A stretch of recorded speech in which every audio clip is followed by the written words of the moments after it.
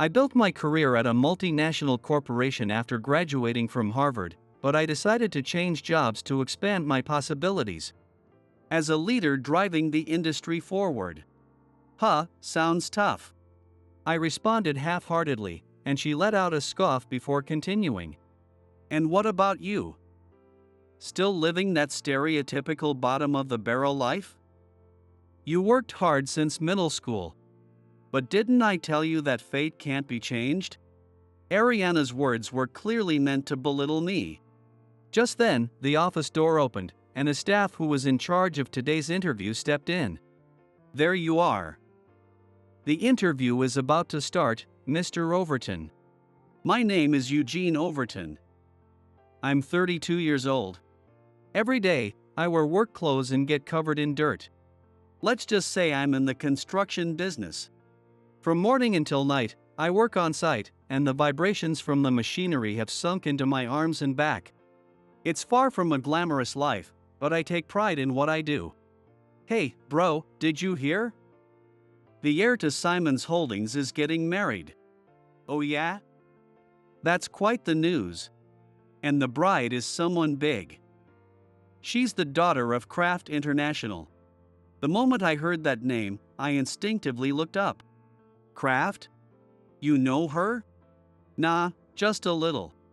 I was born and raised in a rural town. My father's company, Overton Construction, was a small local business that built homes and handled minor construction projects. Basically, a small-town workshop. My father was quiet and stubborn, my mother was cheerful and hardworking, and it was just the four of us, me, my younger brother Sean, and our parents. We lived a modest but happy life. As I sat at a small desk in the office, Sean spoke up. Ever since I could remember, my father had been a workaholic. He would leave early in the morning and come home late at night.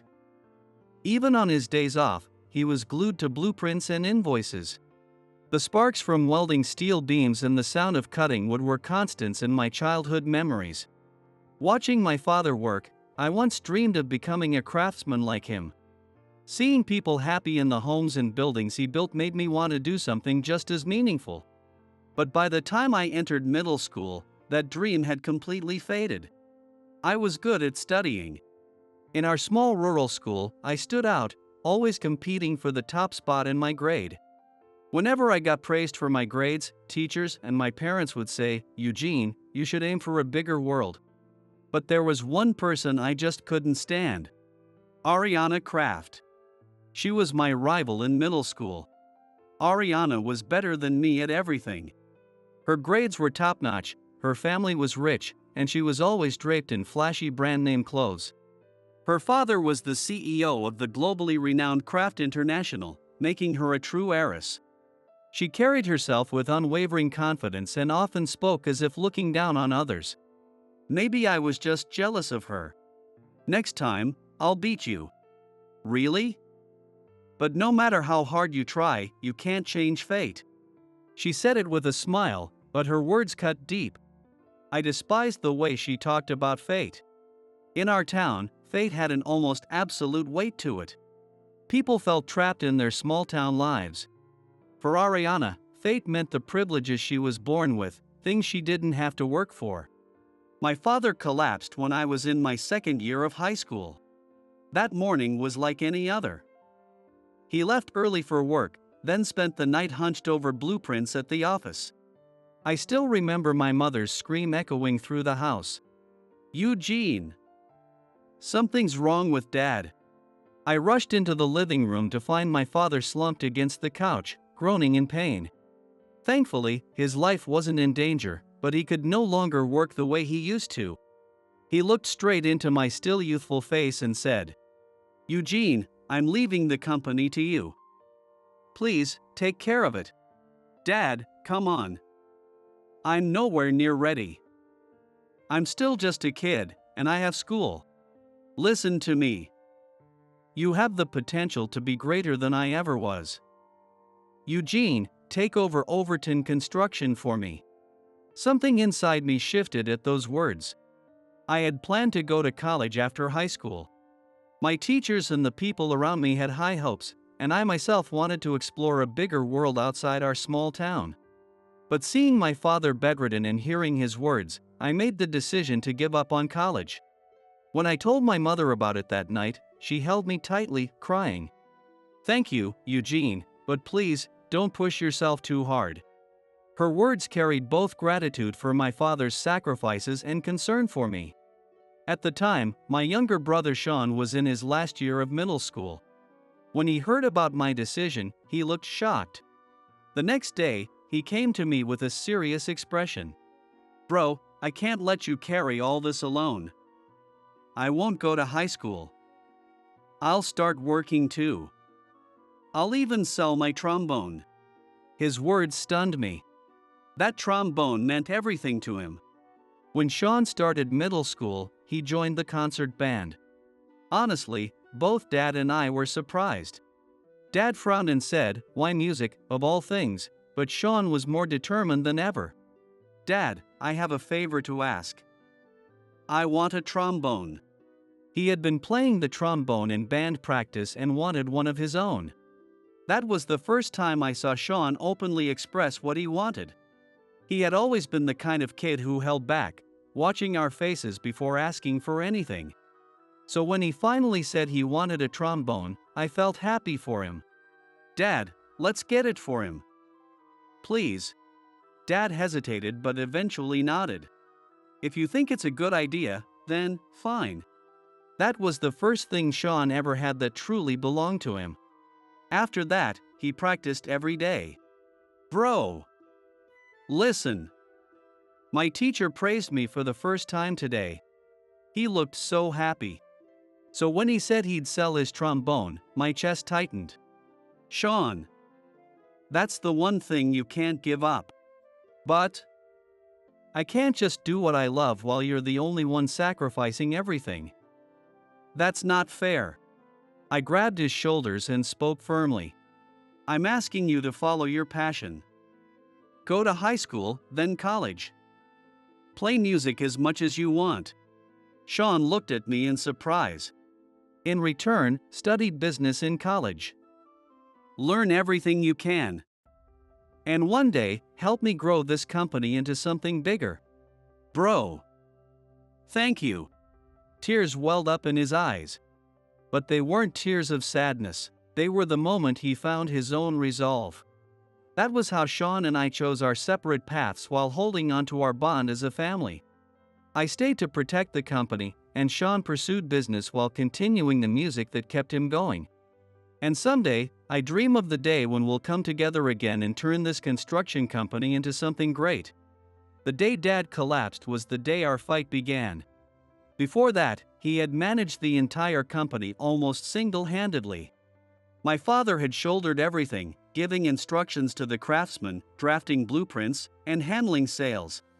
So when he could no longer work, Overton Construction became a ship without a captain. I moved forward with only one thought: I had to protect this company.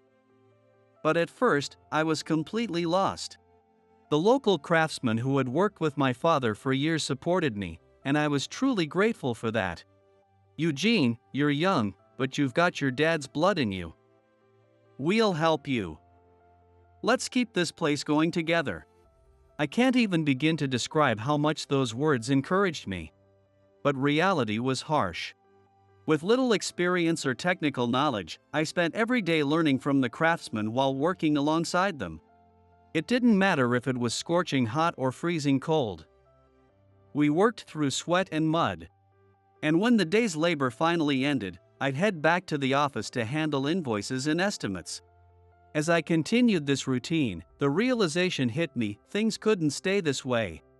The methods my father left behind had earned respect in our town. But they wouldn't be enough to secure the company's future. The world was changing, and we had to change with it.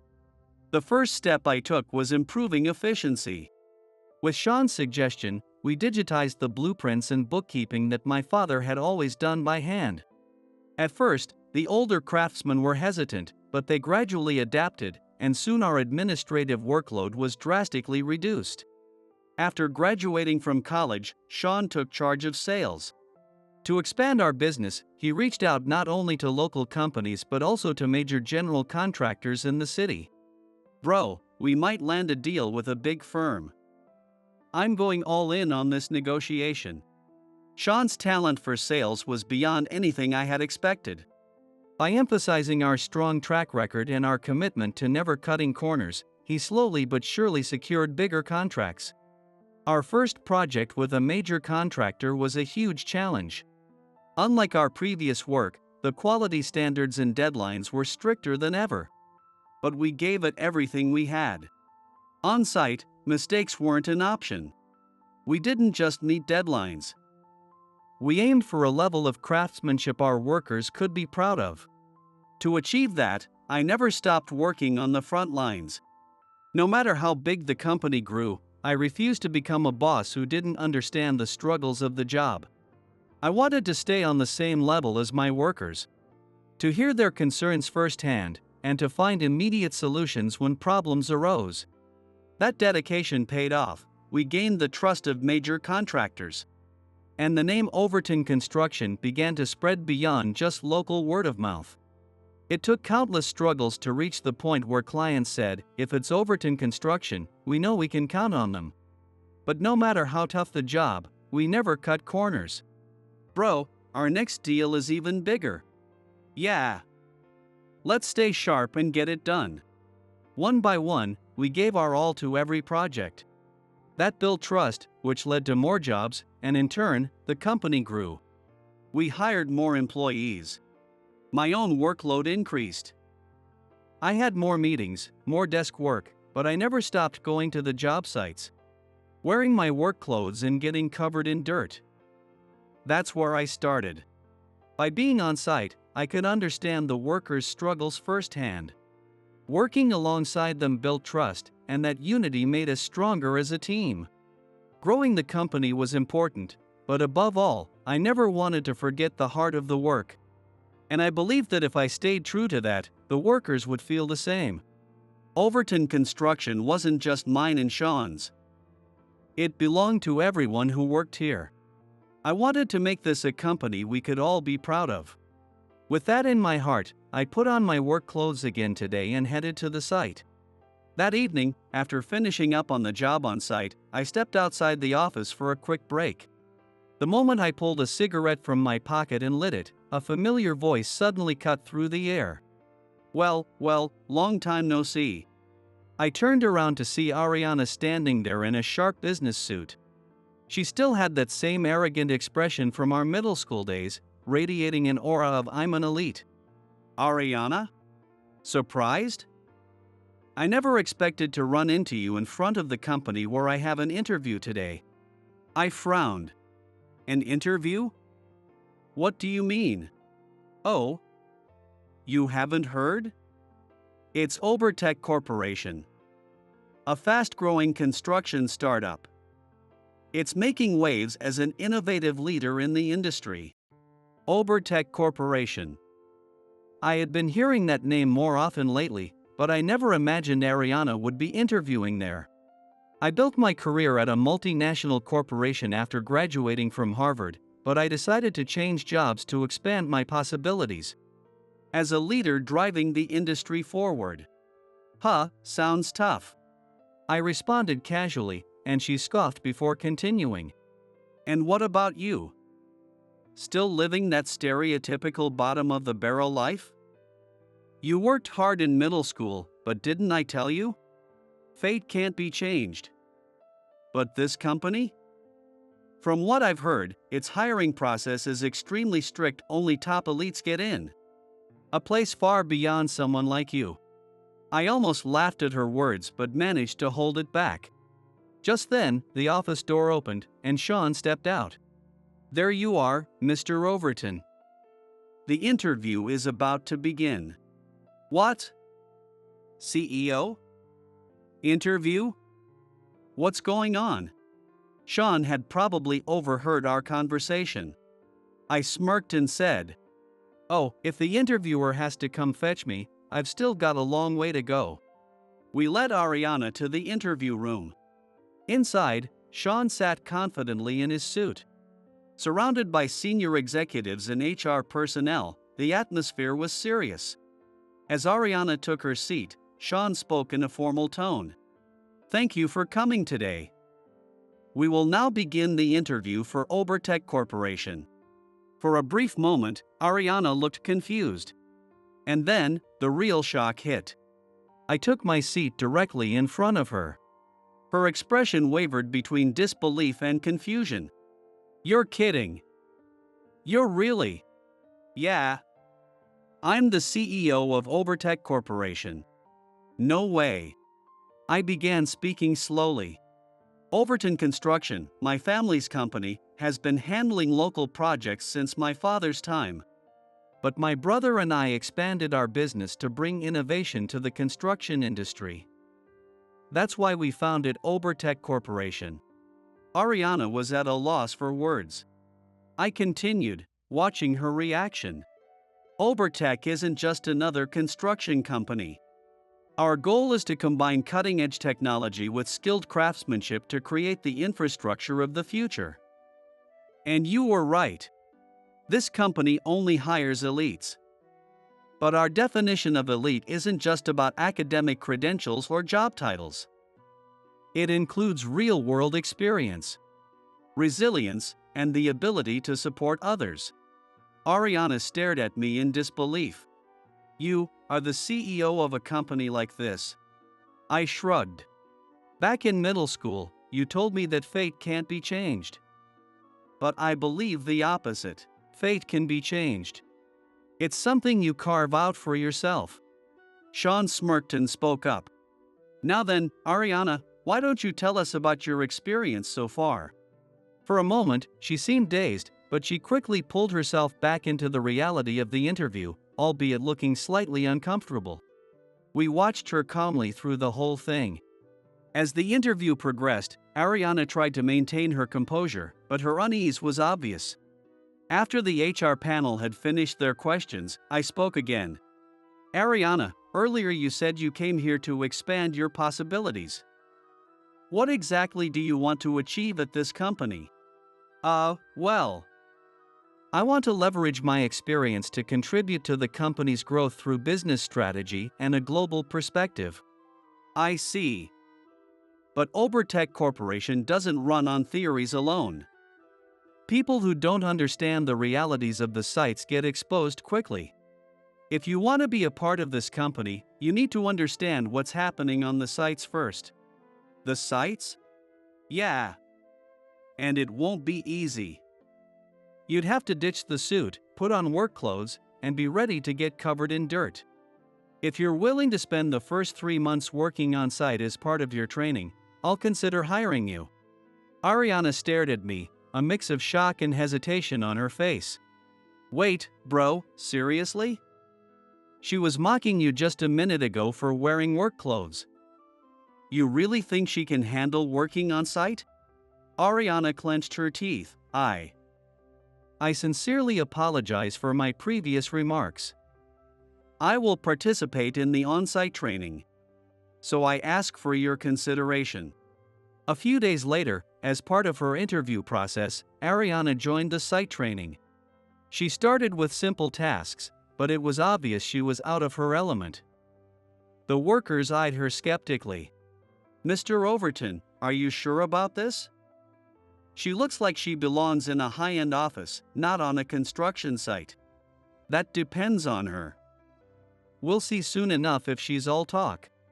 Even as I said that, a small part of me held some expectations for Ariana. I knew her pride and competitive nature from our school days. If channeled right, those traits could serve her well here too. However, by the end of the first day, Ariana's work clothes were covered in mud, and exhaustion was evident on her face. But as she left, she turned to me and said, "I'll be back tomorrow." "Oh, that's good to hear." As the days went by, she gradually adapted to the site. At first, she reluctantly did cleaning and carried tools, but over time, she started following instructions properly. The workers' attitudes toward her began to soften. One day, she tried lifting a heavy load on her own, failed, and fell backward onto the ground. Sean, who had been working nearby, extended a hand to her. "Hey, don't push yourself too hard." "You okay?" "Thanks, but if I don't do it myself, I won't earn anyone's respect." Sean raised an eyebrow at her response, then chuckled. "You've got guts. Keep that up, and maybe even my brother will acknowledge you." "Mr. Overton. He's strict, isn't he?" "Yeah, but that's because he believes in the on-site work. He thinks the real reward in this job comes from seeing something you built help others. That's why he doesn't acknowledge just anyone. But if you don't give up, he'll always lend a hand." Ariana fell silent, lost in thought. As she listened to Sean, memories of our middle school days surfaced. We had always competed for the top rank in class, especially in math and science. We would challenge each other's answers and even get into heated debates. But there was one thing Ariana struggled with: home economics. Ariana is a so-called heiress. She had grown up in a privileged household where maids handled everything. So practical skills like cooking and sewing were completely foreign to her. One day, in class, we were assigned a project to sew a small fabric toy. I had helped my mother with sewing before and was comfortable with it. But Ariana? She didn't even know how to thread a sewing machine. As she fumbled at her station, whispers started circulating around the room. "Wow, of course, Ariana doesn't know how to sew. She probably has servants do everything for her. Must be nice not having to do anything yourself." Her hands trembled, and her face turned red. But even then, she refused to ask for help. I walked over to her desk without hesitation. "Hey, let me see that." "What? Your pattern's off from the start. And your thread's running the wrong way. I don't need help. I can do it myself." "No, you can't. Stop being stubborn. Just let someone who knows how do it." "But everyone's already laughing at me. If I accept help, it'll just be more embarrassing." "Ha, who cares if they laugh? Everyone has something they're bad at. It's fine if you're not good at this. But if you give up now, you'll just prove them right. You'll always be the pampered princess they say you are." I took Ariana's hand, guiding the thread in the right direction and showing her how to use the sewing machine. "Here, now you try." "I'll watch." "Thanks." She hesitated but then clumsily started moving her hands. I still remember what she muttered to me back then. "Hey, Eugene, why are you so good at this? In my house, we had to do everything ourselves. Cooking, cleaning, sewing. If we couldn't, we got scolded. When Mom was busy, I took over." That's impressive." "In my house, if I couldn't do something, the housekeepers would just take care of it." "Maybe. That kind of life actually limited me." After thinking for a moment, I told her, "Whether you limit yourself or expand your possibilities, that's up to you. You can either decide you can't do it and stop there, or you can take a shot and see if you can. It's your choice." Her eyes widened slightly, and after a moment, she nodded firmly. "I get it. I'll give it my best." After that, she slowly started putting more effort into home economics. That memory flashed through Ariana's mind. Whether you limit yourself or expand your possibilities, it's up to you, huh? Then, she stood up and started carrying the materials again. There was a faint but familiar determination in her eyes, the same look she had back in middle school. Sean smirked as he watched her. Looks like she's still got some room to grow." I watched as she slowly but surely improved. By the end of her training period, she came to me with a proposal in hand. "Mr. Overton, please give me another chance. Based on what I've learned here, I've put together a new business plan." "All right, let me see it." Her proposal outlined strategies to improve efficiency on site and introduce new technologies to cut costs. It also included marketing strategies to enhance our competitive edge in the industry. You're serious about this? Yes. Over these past weeks, I've seen how tough the site is, but I've also learned how much pride these workers take in their craft. I want to use my knowledge and experience to support that. I stared at her proposal for a moment before nodding. All right, let's give it a shot. I'll take responsibility for it. Ariana's plan became a new project that bridged the sites and the corporate side of our business. As the results started showing, she became an invaluable part of the company. Once, we had been rivals. Now, we were working toward the same goal. That evening, we held a party to celebrate the success of Ariana's first major project. As we looked back on the journey, we quietly clinked glasses. Didn't expect you to come this far. Honestly, I'm impressed. Thanks. But this is just the beginning. Yeah. I'm looking forward to what's next. A few days after the party, Ariana invited me to lunch. The restaurant she chose was in a high-end hotel, one of the best in the city. Today's on me, so don't worry about anything. I hesitated slightly before taking a seat.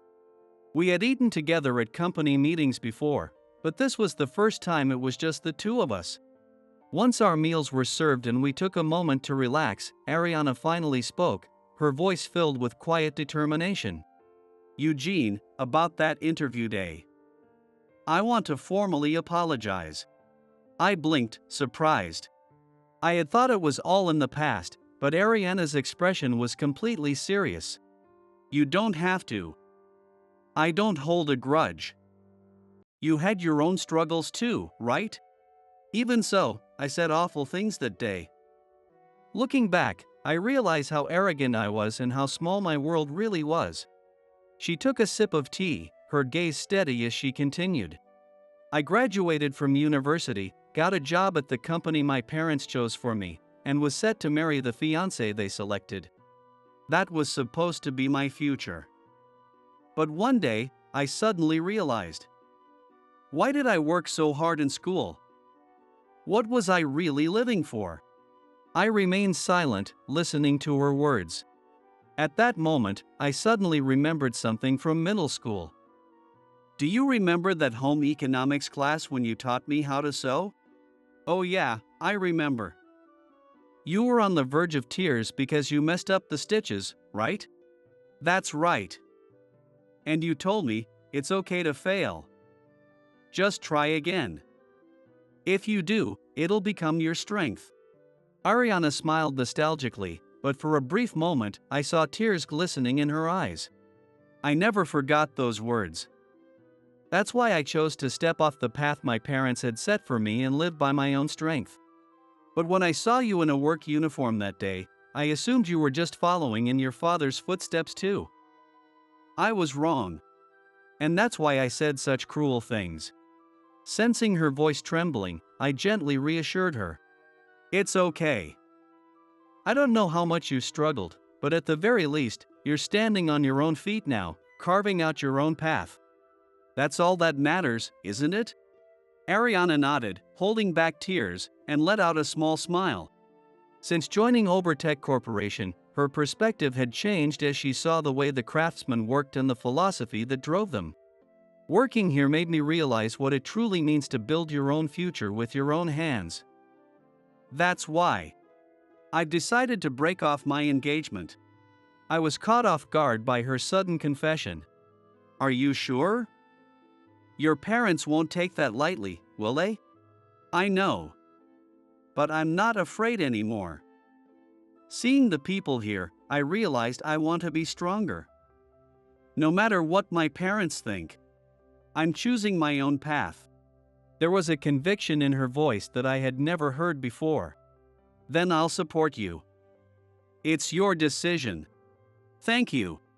Her face showed no hesitation. People can change. Watching Ariana, I was reminded of that fact. And at that moment, I reaffirmed my own determination to keep pushing forward. As we enjoyed our meal, lingering in the conversation, a voice suddenly rang out from the entrance. Ariana, I knew I'd find you here. The moment I saw the man standing there, I immediately knew who he was. A young man in a tailored suit. A sharp face, a luxury watch, and expensive shoes. Ewan Simons, Ariana's fiancé. Ariana froze in place, visibly shaken. Ewan? What are you doing here? Ewan smirked as he approached. What do you mean? It wasn't hard to track your movements. You abandoned your responsibilities as my fiancé. And I was curious to see what you were doing in a place like this. His gaze shifted to me. And here you are, with a man covered in dirt. That's not like you, Ariana. His words were laced with mockery. But I didn't flinch. I met his stare head-on and spoke calmly. I'm Eugene Overton, Ariana's colleague. And you? What brings you here? Ewan scoffed. I am her fiancé and the next president of Simons Holdings. Unlike you, I belong to a different world. Ariana immediately spoke up. Ewan, stop it. Eugene has nothing to do with this. But he ignored her and continued. Ariana, enough of this nonsense. Stop wasting your time here. You have a much more important role to fulfill, becoming my wife. Ariana's face paled. Yet, I didn't glare at Ewan. Instead, I remained composed as I spoke. No matter how prestigious your family is, her life is hers to decide. For a brief moment, Ewan's expression darkened. But he quickly masked it with a smirk. You talk big.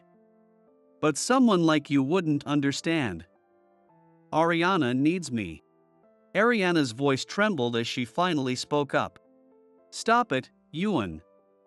I don't want to be just another ornament in your life. Ewan's expression shifted. His confident smirk wavered. What did you just say? I'm calling off the engagement. I've realized something while working at Eugene's company. I found the joy of forging my own path. If I stay with you, I feel like I'll lose that freedom. Ewan stared at Ariana in shock, as if he had lost his words. Then, he turned his cold gaze toward me again. You've been filling her head with nonsense, haven't you? I shrugged off his accusation with ease. I haven't told her anything. She made this decision on her own. You might not understand. But some people prefer to live freely rather than being forced into a predetermined life. Ewan remained silent for a moment. Wait. Eugene Overton? Hold on. You're the CEO of Obertech Corporation? He narrowed his eyes and studied my face closely. Oh, I remember now. Your company does business with ours. Hard to believe a small-scale company like yours thinks it can stand on equal footing with us. And yet, here you are, daring to talk back to me?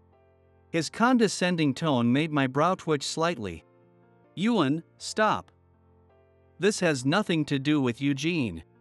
Ariana tried to intervene, but Ewan simply smirked and ignored her. Nothing to do with him? Oh, it has everything to do with him.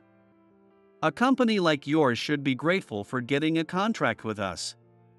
And yet, if the next CEO is treated with such disrespect, maybe I should reconsider that deal.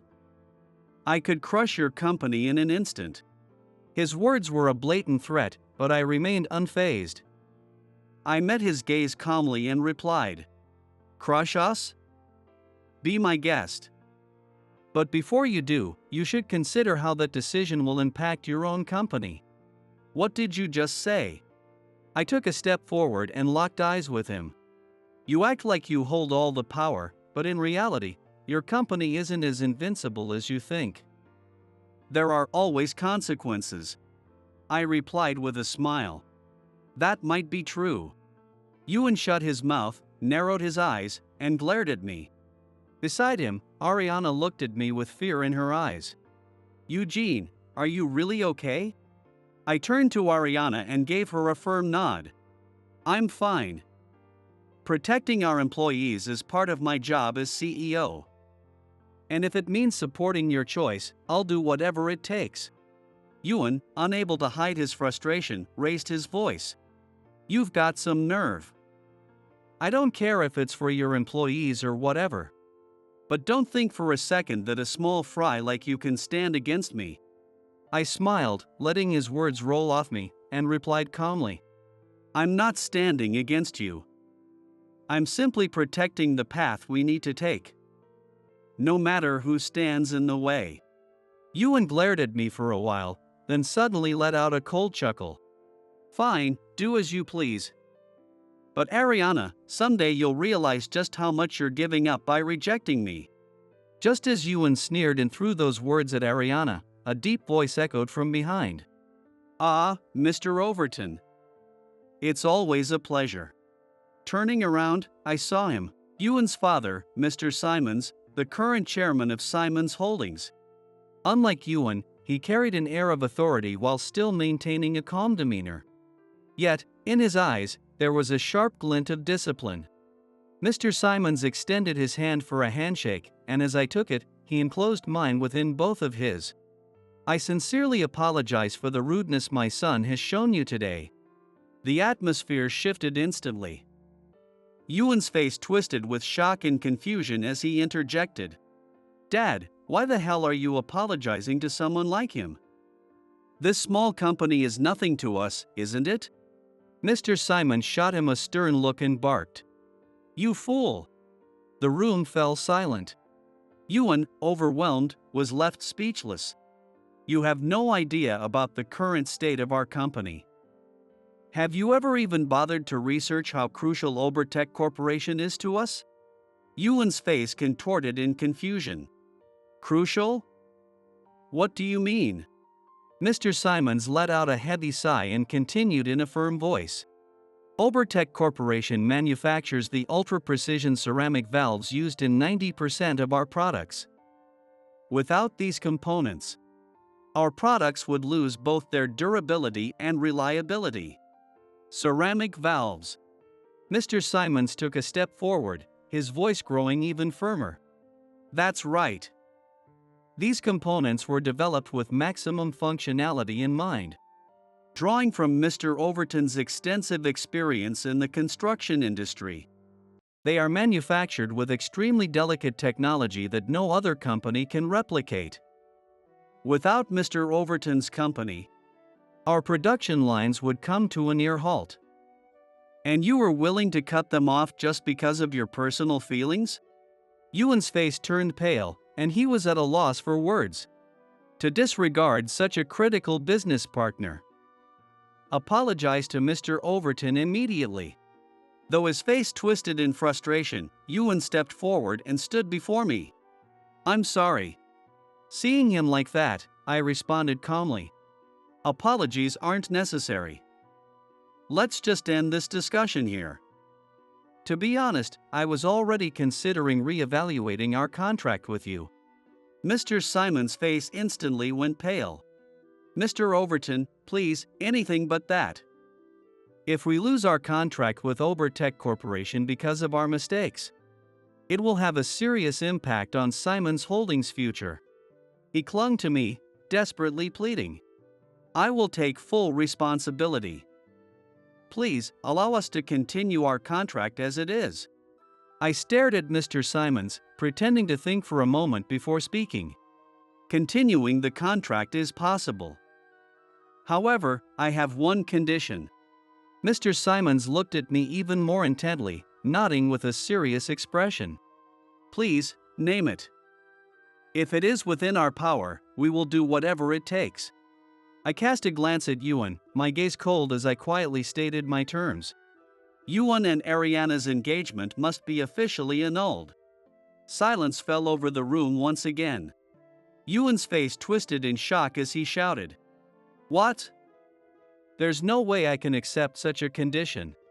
Mr. Simons raised a hand to silence him and spoke quietly. Be quiet, Yuan.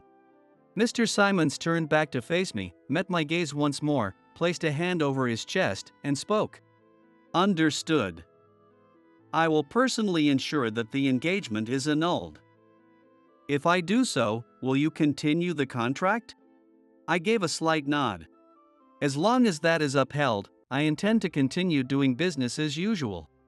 Mr. Simons let out a deep breath and expressed his gratitude once again.